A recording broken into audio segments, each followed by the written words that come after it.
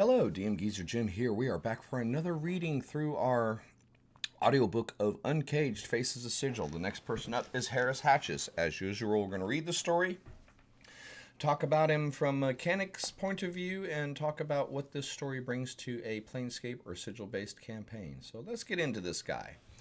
Harys Hatchis. A body visiting Sigil for any length of time is bound to run into the mouthpiece of business, Harys Hatchis, or at least to notice one of the promotions he runs for his many and varied clients.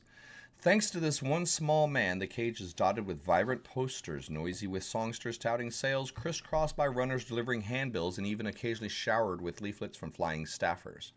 For his more exuberant promotions, Harys turns to his spellbook, using pyrotechnics to announce a sale on Gina Ely's work at the Parted Veil, or an unseen servant to lead folks to the golden cider at the Green Gauge.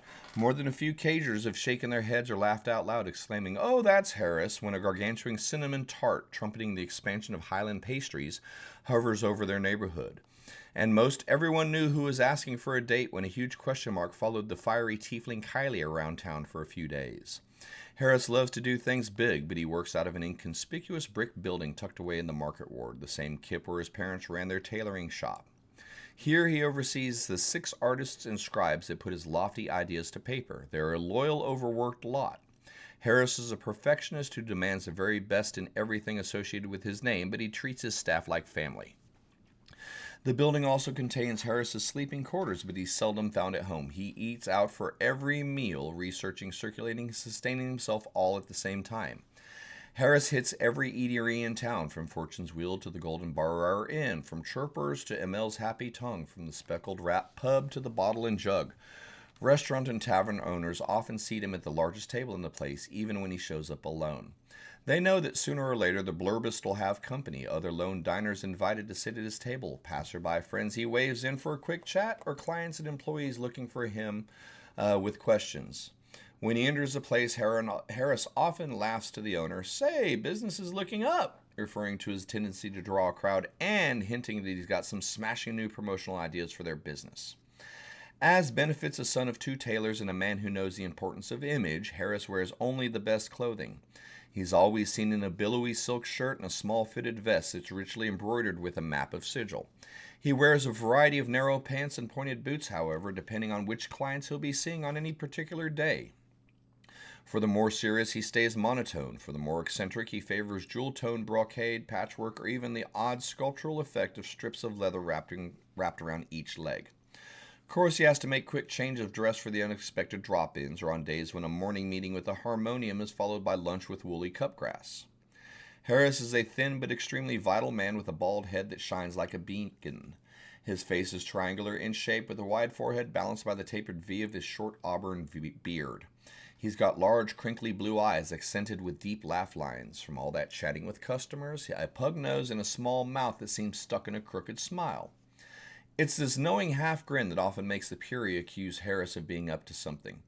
And he usually always does have something going. A new way to hawk the Mephit run shop parts and pieces, a mercy killer slogan guaranteed to strike fear in the hearts of cross-traders, or a tear-stained plea for Black Marion to sing public ballads promoting his clients. She always refuses. Harys is as driven as a Garisto in the Blood War, but what motivates him isn't ambition, not a need for more jink, he's rolling it, or a campaign for respect, he's got that in spades. It's a simple need for revenge. Harys is chased by memories of the death of his parents, the bankrupting of the family business, and the termination of his 6-year career, and all of it can be traced back to the bureaucracies of the clerk's ward. First, Harys was fired, unfairly he says, from a promising job at the Hall of Information. Next, a canceled order from uniforms from the Hall of Speakers sent his family's tailoring shop into a financial hole. Finally, a mistaken tax assessment by the Hall of Record caused his parents to declare bankruptcy and eventually die paupers. Harys vowed that he'd never be as vulnerable as they were, that he'd always be the one with the jink, the connections, and the power. And he is. But when the fast-talking blood doesn't keep himself absolutely busy with clients, he's consumed with bitterness. Being neither violent nor rash, he carefully hires third parties to harass folks in the clerk's ward. Some of his Burks make phony appointments at the Hall of Information, lousing up the daily schedules. Others alter, misplace, or destroy financial files at the Halls of Records. And a few cast audible glamour or silence in the halls of speakers, keeping the high-ups from their precious debates. Fact is, nothing in the clerk ward is safe from Harris's anger. He even hires Burks to disturb the sensory performances in the Sensate's Civic Fest Hall with stinkweed or continual darkness spells.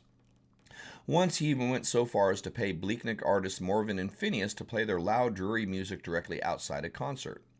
Of course, all that most folks know about Harris is that he'll promote anyone or anything, no job's too big or too small.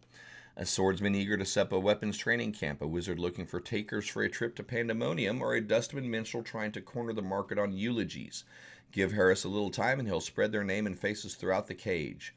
A body who puts in trust in Harris will soon find himself almost as well known in Sigil as the slick wizard himself. Almost.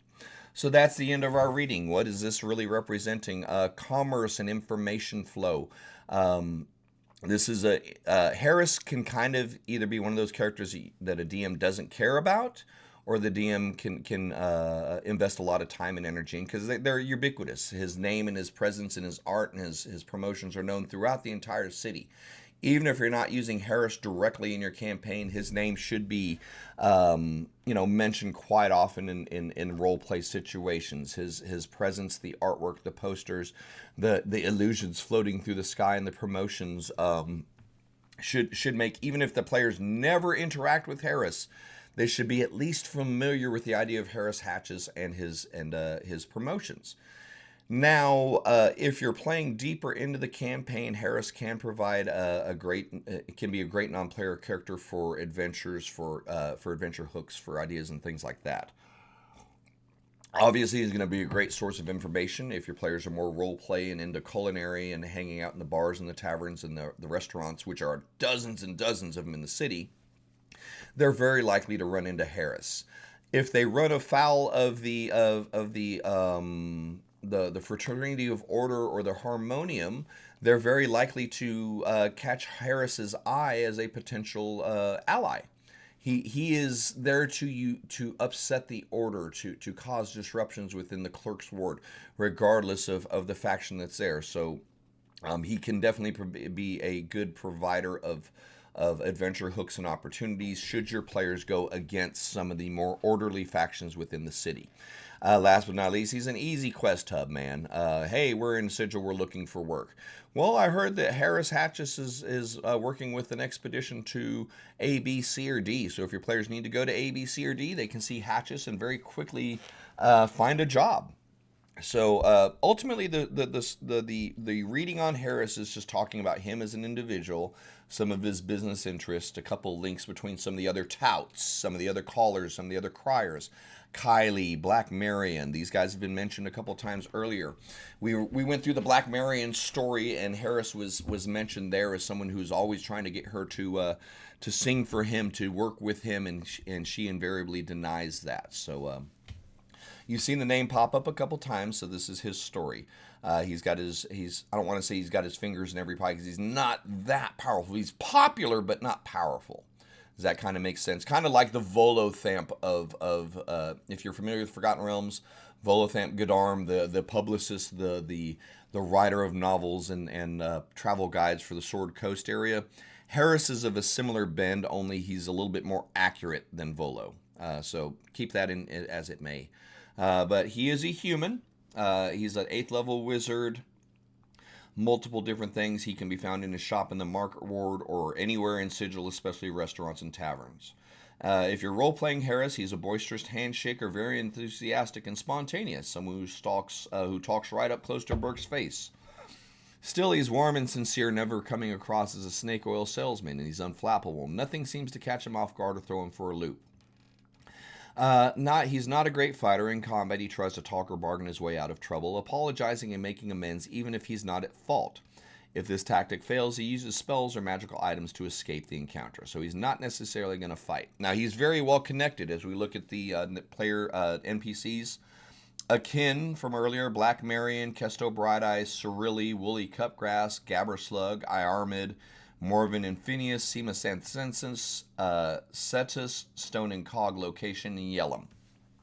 Harris has interactions regularly with a lot of the non-player characters within the book. So if you've been following along our series so far, you've also probably noted that more and more of these NPCs are being connected. Each of them that's mentioned seems to refer to a few others. We're starting to build a network of non-player characters.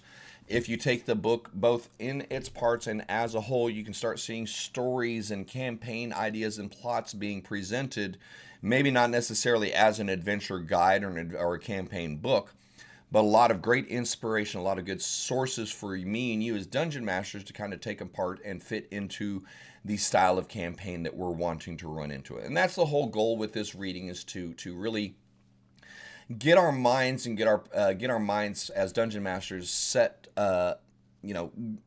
build an image of Sigil, of life within the city streets, day in, day out life. A lot of the interactions, a lot of the factions, and possible adventure hooks.